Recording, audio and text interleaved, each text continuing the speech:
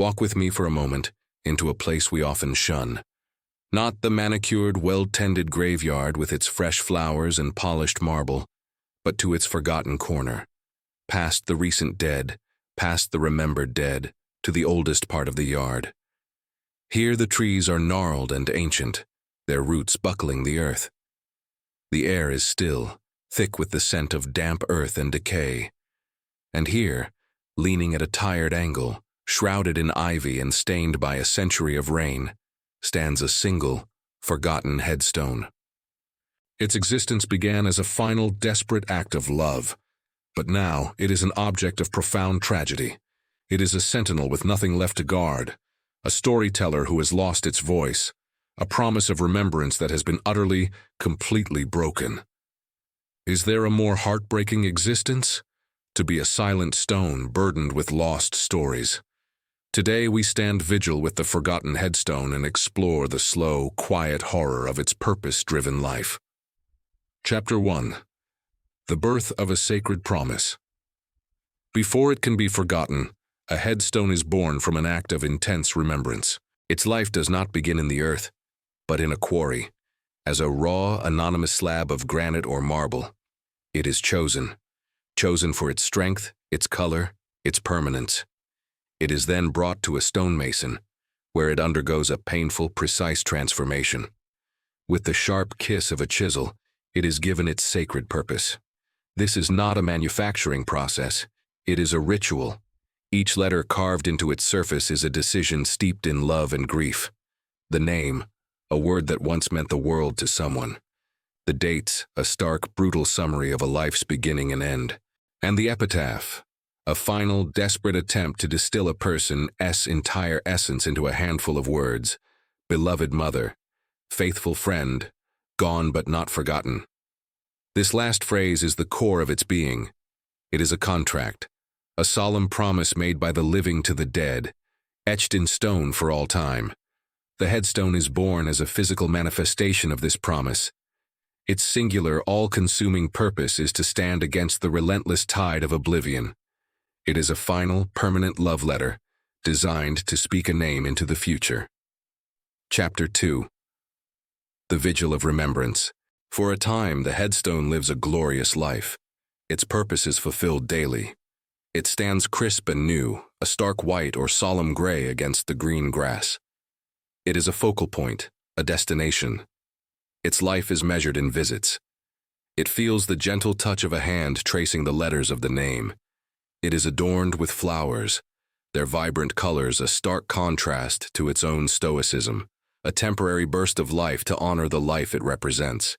It hears the soft weeping of a spouse, the fond, laughing reminiscences of children, the whispered secrets of a best friend. In this phase, it is not a silent stone, it is a conduit.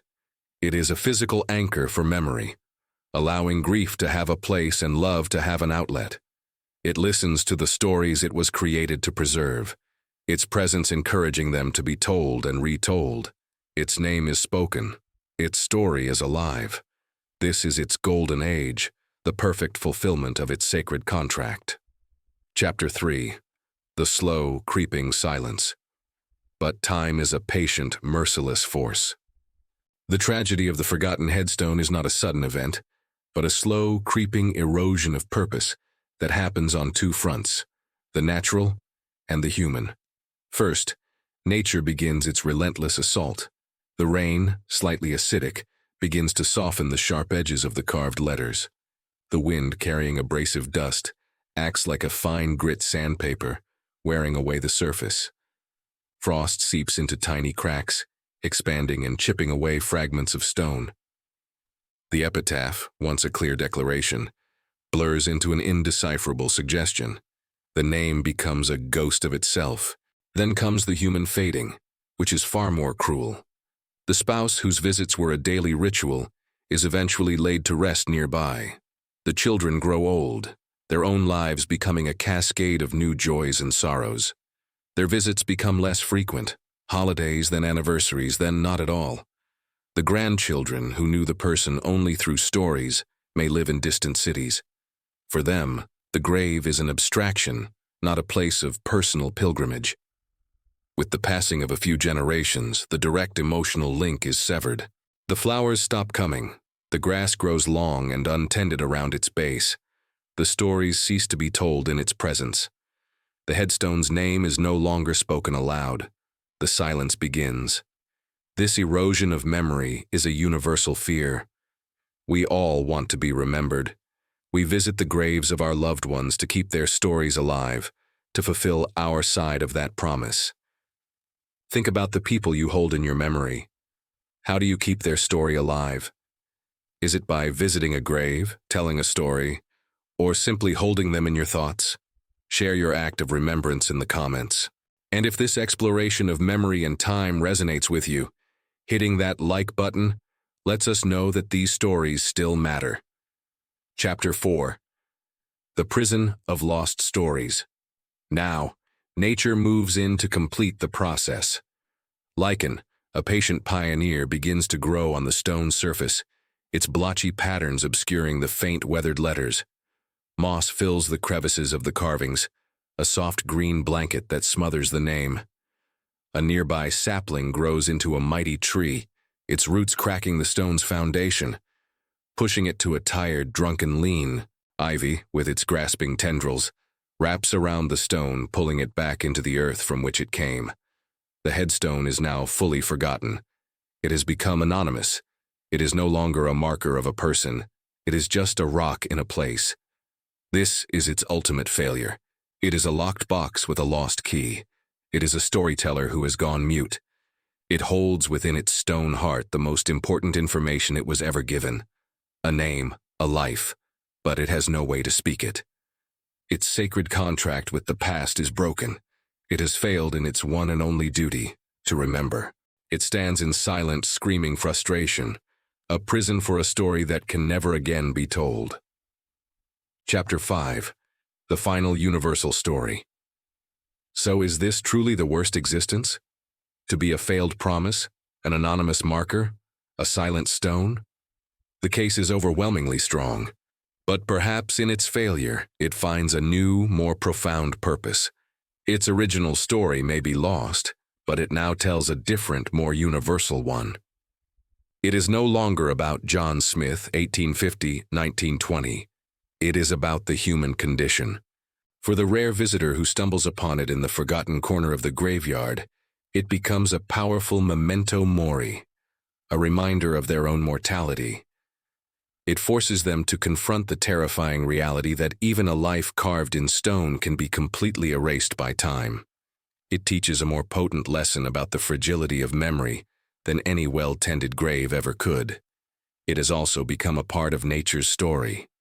It is a home for the lichen, a perch for the perching bird, a trellis for the ivy. It has been reabsorbed into the ecosystem, its cold stone form providing a foundation for new, small lives. It has completed a cycle, returning from a human artifact back to a natural object. Its anonymity can even spark a new kind of life. For a historian, a genealogist, or just a curious wanderer, the forgotten headstone is not an end, but a beginning. It is a mystery. They might spend hours with tracing paper and gentle brushes, trying to decipher the faint letters, a detective on the trail of a lost life. In their quest, the forgotten person's story is resurrected, researched, and told again, not out of personal love, but out of historical curiosity. The stone's failure becomes an invitation for a stranger to become its new storyteller. Conclusion. The echo in the silence. The tragedy of the forgotten headstone remains. It is a monument to a broken promise. Its primary love-driven purpose has failed. And yet, in its silence, it speaks. It tells us not about the one person it has forgotten, but about all of us.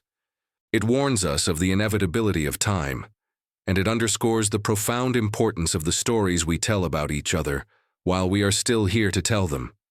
It is a silent stone, yes, but its silence is filled with the echoes of every story ever lost to time. It is a quiet, powerful testament to the fact that while stone may crumble and names may fade, the human need to remember and the human struggle against being forgotten is the most enduring story of all. The world is full of these silent objects and their profound hidden narratives. If you wish to continue exploring these deep questions about memory, time, and the human condition, make sure you subscribe and turn on all notifications. Until next time, take a moment to tell someone's story. Keep a promise. Speak a name.